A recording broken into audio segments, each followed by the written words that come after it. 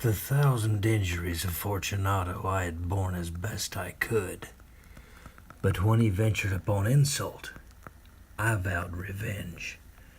You, who so well know the nature of my soul, will not suppose, however, that gave utterance to a threat. At length I would be avenged. This was a point definitely settled, but the very definitiveness with which it was resolved precluded the idea of risk. I must not only punish, but punish with impunity. A wrong is unredressed when retribution overtakes its redresser. It is equally unredressed when the avenger fails to make himself felt as such to him who has done the wrong. It must be understood that neither by word nor deed had I given Fortunato cause to doubt my goodwill. I continued, as was my end, to smile in his face, and he did not perceive that my to smile now was at the thought of his immolation. He had a weak point, this Fortunato, although in other regards he was a man to be respected and even feared. He prided himself on the connoisseurship in wine.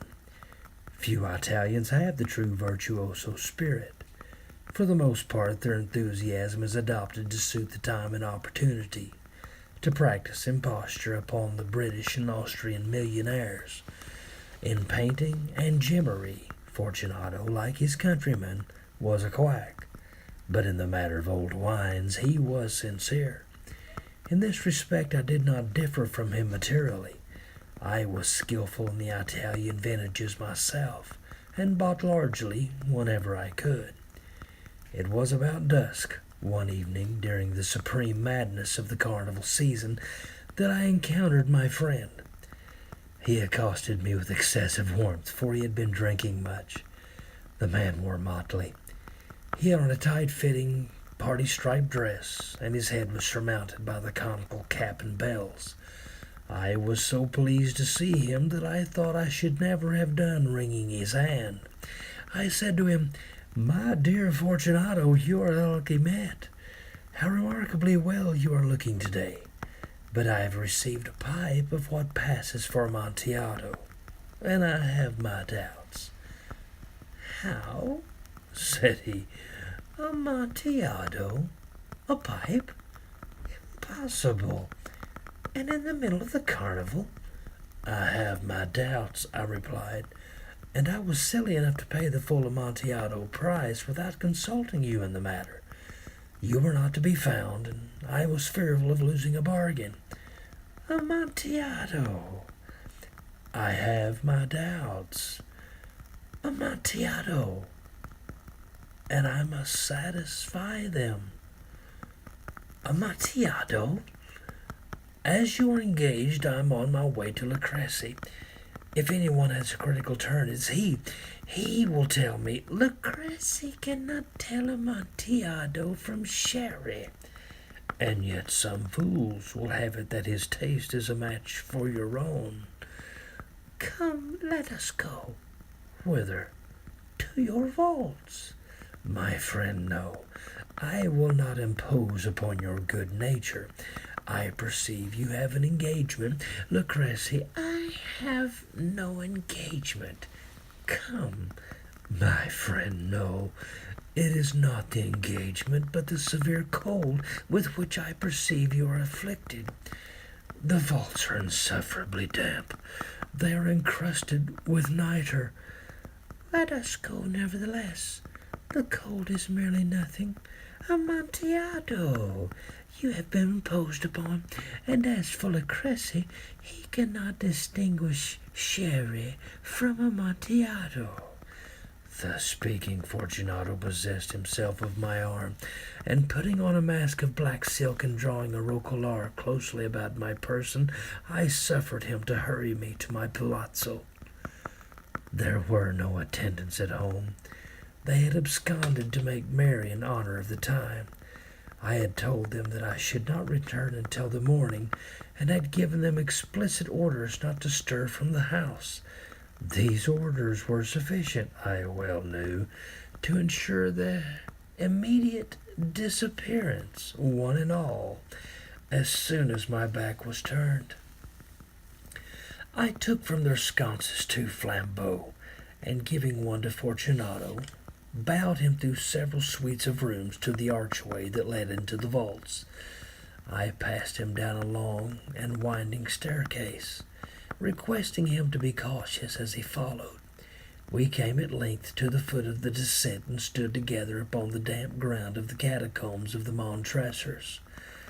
The gait of my friend was unsteady, and the bells upon his cap jingled as he strode. "The pipe," he said. "It is further on," said I, "but observe the white webwork which gleams from these cavern walls." He turned towards me and looked into my eyes with 2 filmy orbs that distilled the rheum of intoxication. "Nitre?" he asked at length. "Nitre," I replied. "How long have you had that cough?"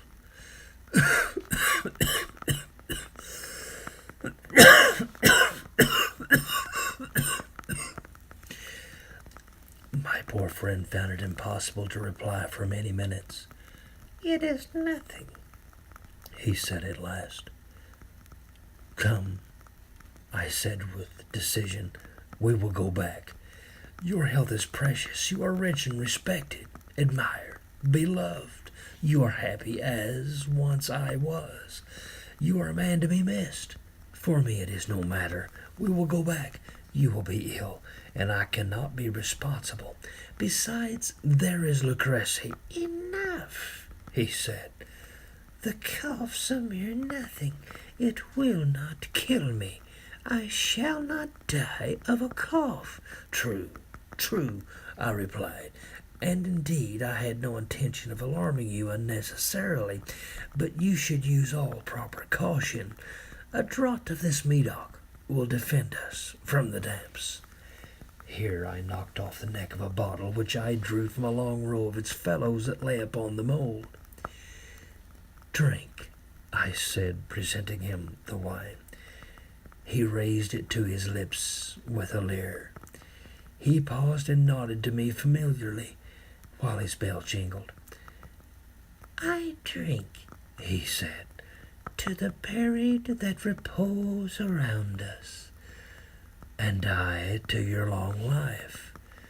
He again took my arm and we proceeded. "These vaults," he said, "are extensive."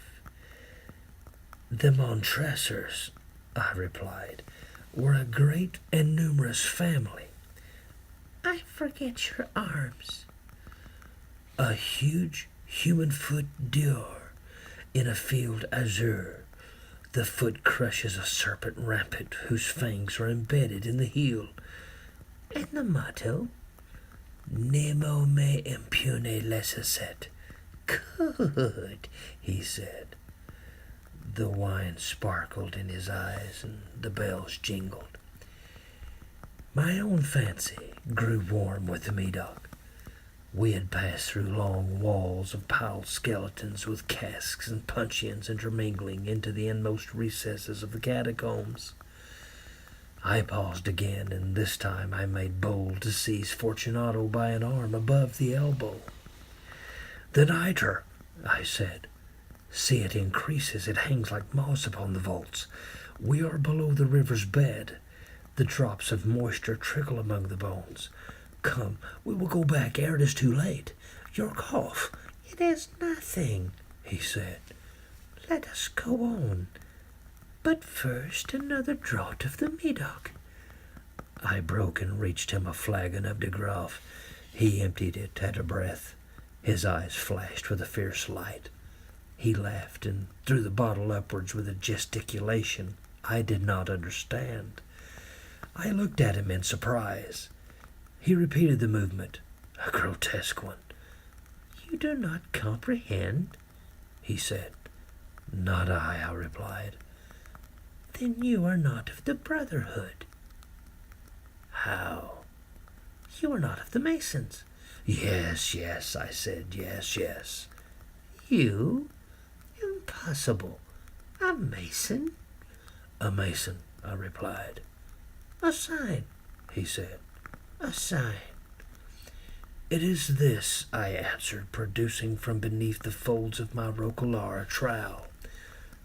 "You jest," he exclaimed, recoiling a few paces. "But let us proceed to the Amontillado." "Be it so," I said, replacing the tool beneath the cloak and again offering him my arm. He leaned upon it heavily. He continued our route in search of the Amontillado. He passed through a range of low arches, descended, passed on, and descending again arrived at a deep crypt, in which the foulness of the air caused our flambeau rather to glow than flame. At the most remote end of the crypt there appeared another less spacious. Its walls had been lined with human remains, piled to the vault overhead, in the fashion of the great catacombs of Paris. 3 sides of this interior crypt were still ornamented in this manner. From the 4th side the bones had been thrown down and lay promiscuously upon the earth, forming at one point a mound of some size. Within the wall, thus exposed by the displacing of the bones, we perceived a still interior crypt or recess, in depth about 4 feet, in width 3, in height 6 or 7. It seemed to have been constructed for no especial use within itself, but formed merely the interval between 2 of the colossal supports of the roof of the catacombs, and was backed by one of their circumscribing walls of solid granite. It was in vain that Fortunato, uplifting his dull torch, endeavored to pry into the depth of the recess. Its termination, the feeble light, did not enable us to see. "Proceed," I said. "Herein is the Amontillado. As for Lucrece, he is an ignoramus," interrupted my friend, as he stepped unsteadily forward, while I followed immediately at his heels. In niche, and finding an instant he had reached the extremity of the niche, and finding his progress arrested by the rock, stood stupidly bewildered. A moment more, and I had fettered him to the granite. In its surface were 2 iron staples, distant from each other about 2 feet. Horizontally from one of these depended a short chain from the other padlock. Throwing the links about his waist, it was but the work of a few seconds to secure it. He was too much astounded to resist. Withdrawing the key, I stepped back from the recess. "Pass your hand," I said, "over the wall. You cannot help feeling the nitre. Indeed, it is very damp. Once more, let me implore you to return. No? Then I must positively leave you, but I must first render you all the little attentions in my power." "The Amontillado!" ejaculated my friend, not yet recovered from his astonishment. "True," I replied, "the Amontillado." As I said these words, I busied myself among the pile of bones, of which I have before spoken, throwing them aside. I soon uncovered a quantity of building stone and mortar. With these materials, and with the aid of my trowel, I began to vigorously wall up the entrance of the niche. I had scarcely laid the first tier of the masonry when I discovered that the intoxication of Fortunato had in a great measure worn off. The earliest indication I had of this was a low moaning cry from the depth of the recess. It was not the cry of a drunken man. There was then a long and obstinate silence. I laid the 2nd tier, and the 3rd, and the 4th, and then I heard the furious vibrations of the chain. The noise lasted for several minutes, during which, that I might hearken to it with the more satisfaction, I ceased my labors and sat down upon the bones. When at last the clanking subsided, I resumed the trowel and finished without interruption the 5th, the 6th, and the 7th tier. The wall was now nearly upon a level with my breast. I again paused, and holding the flambeau over the masonwork, threw a few feeble rays upon the figure within. A succession of loud and shrill screams, bursting suddenly from the throat of the chained form, seemed to thrust me violently back. For a brief moment I hesitated. I trembled. Unsheathing my rapier, I began to grope it about the recess, but the thought of an instant reassured me. I placed my hand upon the solid fabric of the catacombs, and felt satisfied. I reapproached the wall. I replied to the yells of him who clamored. I re-echoed. I aided. I surpassed them in volume and in strength. I did this, and the clamorer grew still. It was now midnight, and my task was drawing to a close. I had completed the 8th, the 9th, and the 10th tier. I had finished a portion of the last and the 11th. There remained but a single stone to be fitted and plastered in. I struggled with its weight. I placed it partially in its destined position. But now there came from out of the niche a low laugh that erected the hairs upon my head. It was succeeded by a sad voice, which I had difficulty in recognizing as that of the noble Fortunato. The voice said,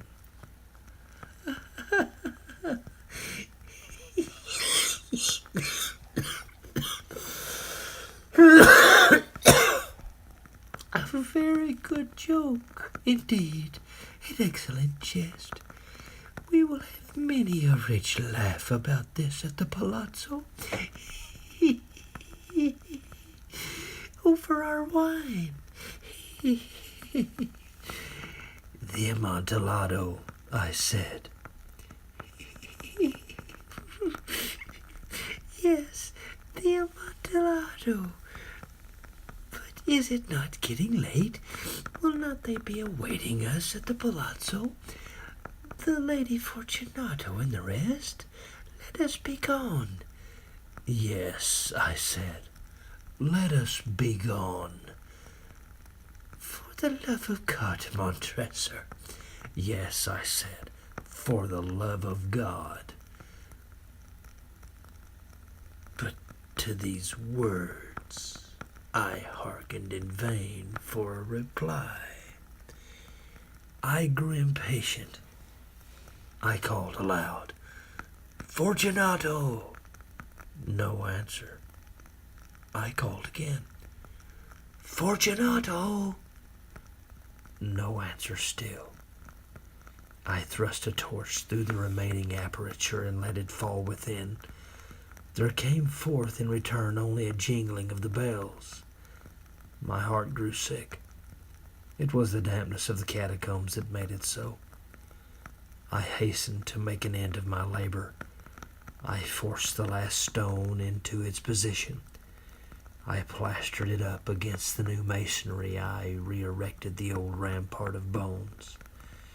For the half of a century, no mortal has disturbed them.